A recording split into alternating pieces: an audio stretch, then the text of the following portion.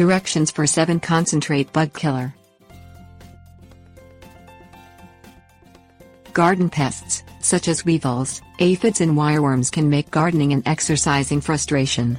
Garden Tech has produced Sevin Dust, a gentle pesticide, for more than 50 years.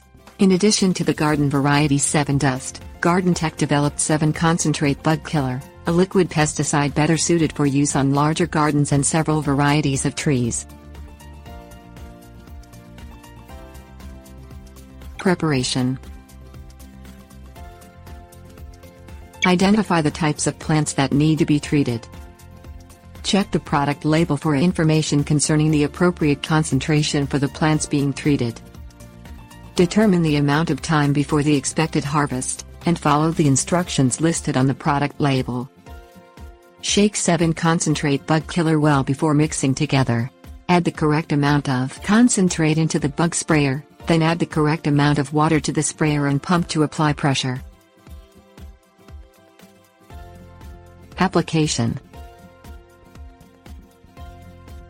Start spraying at the back corner lot farthest away from the start, and work while stepping backward.